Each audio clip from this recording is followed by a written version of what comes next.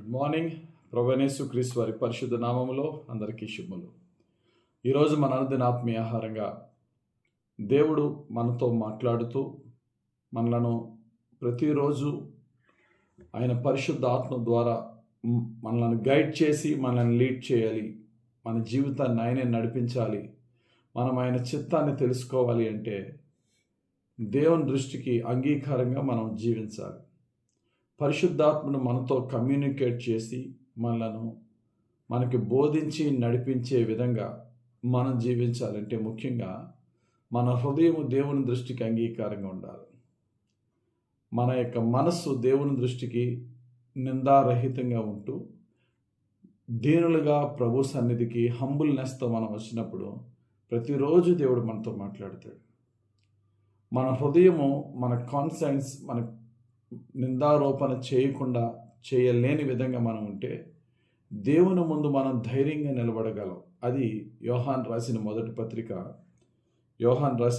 పత్రికలో 3వ అధ్యాయము 20వ వచనంలో ఉంటుంది. ప్రియులారా, మన హృదయము మన యందు దోషారోపణ చేయని ఎడల దేవుని ఎదుట ధైర్యము గలవారు మగుదుము. దోషారోపణ ఎవరు చేస్తారు? సాతానుడు చేస్తాడు. వీడు ఆ పాపం చేశాడు, ఆమె ఆ పాపం చేసింది, శిక్షించు ప్రభువా, నీ యొక్క జడ్జిమెంట్, నీ తీర్పు తీర్చు ప్రభువా అని మన మీద దోషారోపణ చేసేవాడు సాతానుడు కంటే మన మీద బాగా దోషారోపణ చేసేది మన హృదయమే. ఎందుకంటే ఎంత రహస్యంగా మనం పాపం చేసినా, మన భార్య, భర్త, తల్లిదండ్రులు, పిల్లలకు తెలియకుండా ఎంత రహస్యంగా పాపం చేసినా మన హృదయానికి తెలియకుండా అయితే ఏ పాపము చేయం. ప్రతి పాపం చేసినప్పుడల్లా మన హృదయం మనల్ని గద్దిస్తుంది. మన హృదయాన్ని మనం అణిచేసి మనం పాపం చేస్తూ ఉంటాం. కాబట్టి దేవుడు అంటున్నాడు, నీ హృదయం దోషారోపణ చేయని విధంగా జీవించు, అంటే యథార్థంగా జీవించు. ఒకవేళ నీ హృదయము నీ మీద దోషారోపణ చేయలేని విధముగా నీ హృదయంలో కూడా ఆ యొక్క నువ్వు చేస్తున్న పాపమును బట్టి నీ హృదయం నీ మీద దోషారోపణ చేయలేని స్థితిలో ఉంటే నీ హృదయానికంటే ఇంకా బాగా తెలిసిన వాడు నీ దేవుడు అంటున్నాడు. పై వచనం మనం చూస్తే మనిషి యొక్క ప్రతి పాపము కూడా మనిషి యొక్క హృదయానికి తెలుస్తుంది. హృదయం కంటే గొప్పవాడు దేవుడు. అంటే హృదయము తెలుసుకునే విషయాల కంటే గొప్ప విషయాలు దేవునికి తెలిసాడు. చూద్దాం 19వ వచనం, 1 యోహాను 3:19. ఇందువలన మనము సత్య సంబంధులమని ఎరుగుదము, దేవుడు మన హృదయము కంటే అధికుడు. ఏంటంటే దేవుడు మన హృదయము కంటే అధికుడై సమస్తమును ఎరిగి ఉన్నాడు గనుక మన హృదయము ఏ ఏ విషయములో మన యందు దోషారోపణ చేయునో ఆయా విషయములలో ఆయన ఎదుట మన హృదయములను సమ్మతి పరుచుకొందము.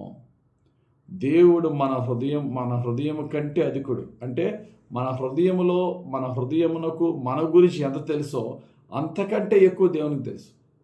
కాబట్టి ఏది దేవుని దగ్గర దాయలేం. కనుక ఆయన దగ్గర సమాధాన పడదాం, సమ్మతి పరుచుకుందాం. ప్రభా, ఇదిగో నా యొక్క పాపము, నా రహస్య జీవితము ఎంతమంది మనుషుల దగ్గర దాచి నేను పైకి పరిశుద్ధంగా నేను నటించినా నీ దగ్గర నేను నటించలేనయ్యా. బట్టబయలు చేస్తున్నాను, ఒప్పుకుంటున్నాను, విడిచిపెడుతున్నాను, నీతో సమాధాన పడుతున్నాను. నన్ను క్షమించి నన్ను పరిశుద్ధపరిచి ఇక ఎన్నడూ ఈ తప్పు చేయకుండా నన్ను పరిశుద్ధపరచు ప్రభు అని దేవుని దగ్గర మన యొక్క సమస్త పాపను ఒప్పుకుని హృదయంలో ఎటువంటి గిల్ట్ ఉంచుకోకుండా దేవుని దగ్గర పశ్చాత్తాప పడితే వచ్చే బ్లెస్సింగ్ ఏంటంటే నెక్స్ట్ వచనంలో అంటాడు 21వ వచనం, మరియు మనం ఆయన ఆజ్ఞలను గైకొనుచు ఆయన దృష్టికి ఇష్టమైనవి చేయుచున్నాము గనుక మనం ఏమి అడిగినను అది ఆయన వలన మనకి దొరుకును.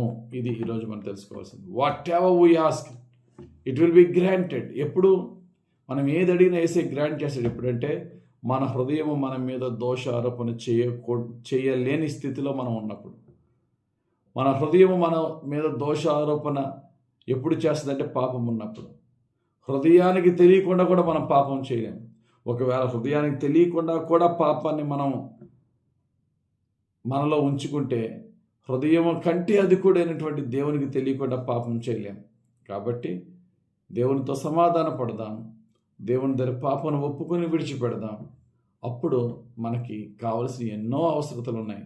అది ఇవ్వి ప్రభువా, ఈ బాధ తీర్చు ప్రభువా, నా కుటుంబానికి ఈ మేలు చేయి ప్రభువా అనే ముందు నీకు ఇష్టం లేనిది నేను ఇది తీసేస్తున్నాను ప్రభువా, నన్ను కరుణించవా, నన్ను దీవించవా అని అడిగితే అప్పుడు మన ప్రార్థన దేవునికి ఇంపైన ప్రార్థన. కాబట్టి 2024 ఇయర్లో ఈ first month and the first వీక్లో సాధ్యమైనంత ఎక్కువగా మన హృదయాన్ని పరిశుద్ధపరుచుకుందాం, దేవునితో ఒక ఒప్పందం చేసుకుందాం, నూతన నిర్ణయాలు తీసుకుందాం, పశ్చాత్తాపడదాం, మారు మనసు పొందుదాం, దేవునిలో నూతనమైన జీవితాన్ని జీవిద్దాం. మనకు కావలసినవి ప్రభువుని అడిగి ఆయన అధికారంలో పొందుకుందాం. దేవుడు తన పరిశుద్ధ వాక్యం మన జీవితంలో నెరవేర్చును గాక.